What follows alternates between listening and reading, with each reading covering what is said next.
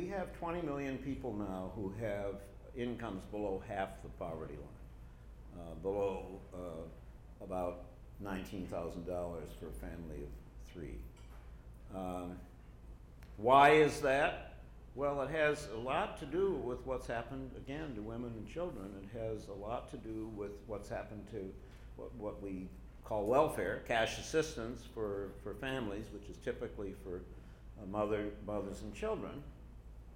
And what's happened to that, to the point where we have now 6 million people. This is New York Times front page a couple of years ago, Jason DeParle, great reporter, 6 million people whose only income is from food stamps.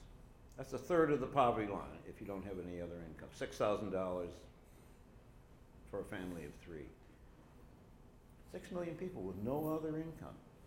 Now, when I went to Mississippi with Robert Kennedy in 1967, and we saw children with swollen bellies, sores on their arms and legs that would not heal, we saw people who had no income.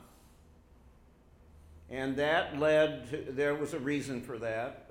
It was political. The powers that be in Mississippi were pushing black families off the plantations and trying to get them to leave the state. But the consequence was horrible, and it turned out there were similar situations in eastern Kentucky and other parts of the country. So, in fact, 6 million people who have only food stamps is an improvement. Terrible to say. Terrible to say. And you literally won't see those swollen bellies anymore, but there's horrible, horrible poverty. What happens to the children? Because these families very often, homelessness is up 74% in my family homelessness in my city of Washington, D.C., just in the last 4 years, 74%. And I mean, you just imagine what it could be, what moms and their kids, because it is heavily moms and their kids, have to do to go from pillar to post. Just, it's horrible for the children, the lack of stability.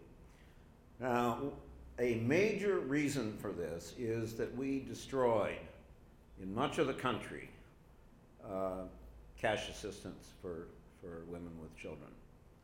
Welfare reform, not reform.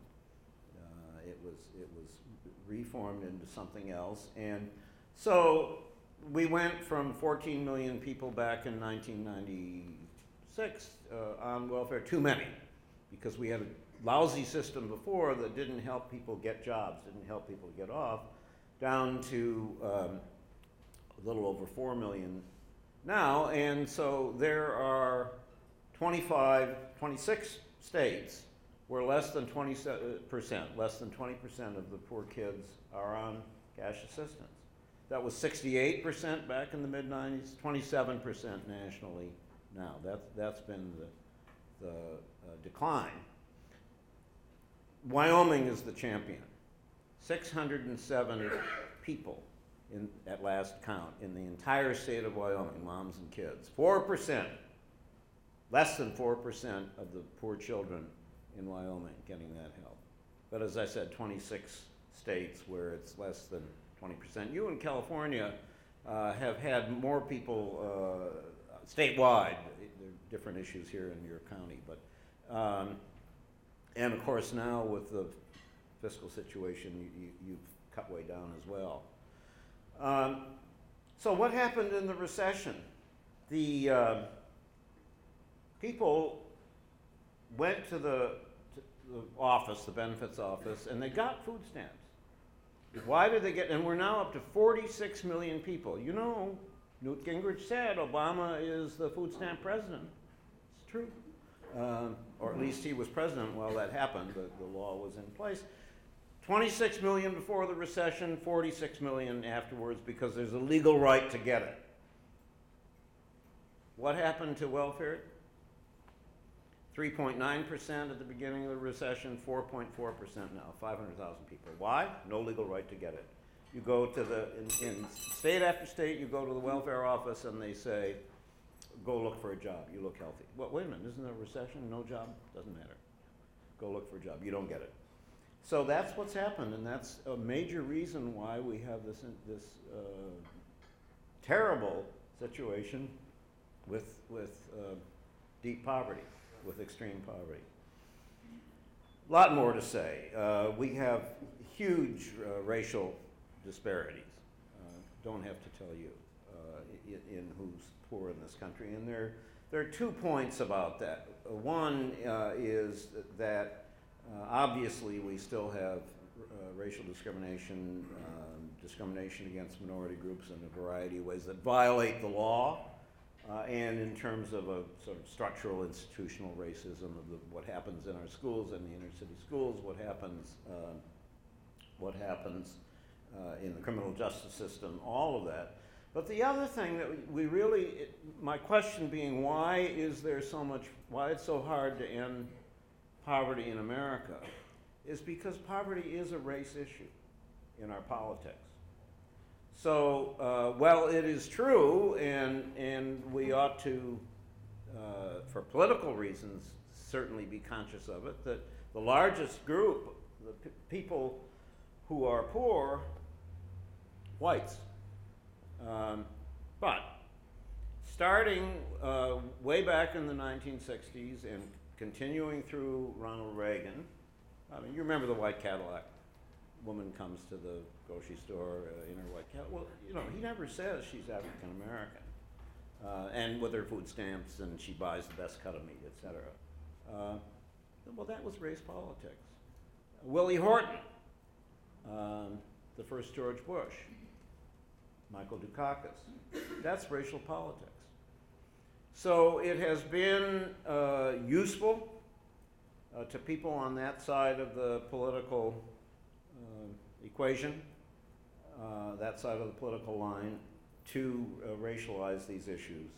And it's a particular fact. Much more to say about particular poverty that is connected to place. That's where we have, most people who are ever poor in this country are only poor for a relatively short period of time and they get out again. And so there's this idea in the country that poor, that's some other category, not like us. Not true.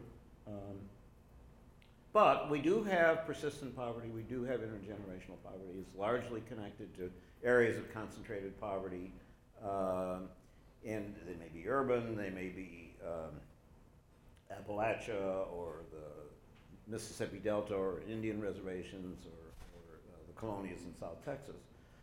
And those are really tough issues to focus on. My former student, Charlie Gillig, is here working over in City Heights, and of course, the Price Charities and others have been very, very active in supporting work to revitalize and build community in that neighborhood.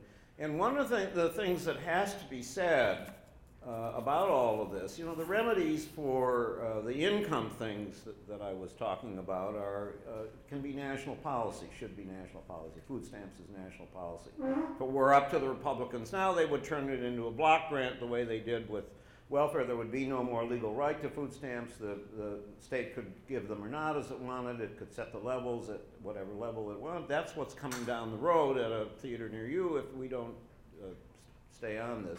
But so much of what we have to do is local, is what we do in our communities, that comes from civic action that's about building personal responsibility in these neighborhoods of persistent poverty and intergenerational poverty. And that's why the work that's going on in City Heights, as well as Jeff Canada with the Promise Neighborhood, with his work in Harlem, and others across the country, really quite numerous, making such a difference. And of course, if we had hours instead of just minutes here, we would talk about the agenda for children, for investing in children, what we have to do to improve public education, starting from when children come on this earth, We still haven't sort of got it in our politics and public policy about the crucial nature of brain development, starting from right at the very beginning up until children go to school. We know so much more of the science about that now than we knew 20, 30, 40 years ago, and we would talk about all of that. The question of opportunity for young people who were losing, young people of color in particularly, who were losing by the millions each year. The number of young people who neither have a job nor are in school, 18 to 24, somewhere between 3 and 5 million in the country. So people talk about, rightly, about the cradle to prison pipeline, but there's really a pipeline of the cradle to nowhere in too many parts of our country and in too many parts of our cities across the country. So all of that are the challenges that we face, and I try to say something about those things at greater length in the book. I'm worried about where we're going. I'm worried about our politics. Obviously, not brilliant of me to stand up and share that idea with you. I think we're all worried about our politics, but I'm also worried about our economics. And if we can't figure out a way to get it together in a nation that's become a low-wage nation, and in a nation that, I mean, the first order of ending poverty is jobs, and that means education and skill development that leads to the best jobs that at least that we have available. And the other part is the safety net.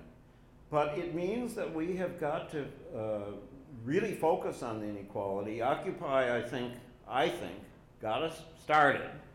The 1% and the 99% got into the national consciousness. That's an accomplishment. The challenge, really, though, they didn't have a political strategy. And they didn't pretend to have a political strategy. And so the challenge is to pick up on that. I'm hoping that young people, people that I see in my classes at Georgetown Law School, that those of you who teach, I'm sure, see in your classes, and young people from all backgrounds. The civil rights movement started, I can remember being in Ljubljana, Yugoslavia. Where's he coming from? 1958, I get out of college, I go with a friend of mine to travel around, and at about 2 o'clock in the morning we get into a conversation with somebody in Ljubljana, and this fellow says, "Why don't you people have any youth activism in your country?" And there was quite a bit going on already then in Europe and Japan, around the world, and we hadn't thought much about that. So we said, we don't know. Well, of course, the very next year, there were young people who went to those lunch counters in the South and said, this has to end. So I don't know when it's going to happen,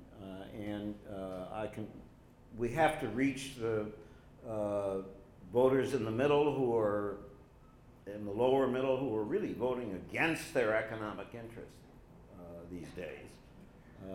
Really being, I think, we would probably, many of us agree, being essentially manipulated. And I think that we probably have to have some new political formulation. I mean, I'm always going to be Democrat, although I'm not sure if I'm the same kind of Democrat than a lot of people are who are holding elective office these days. Children.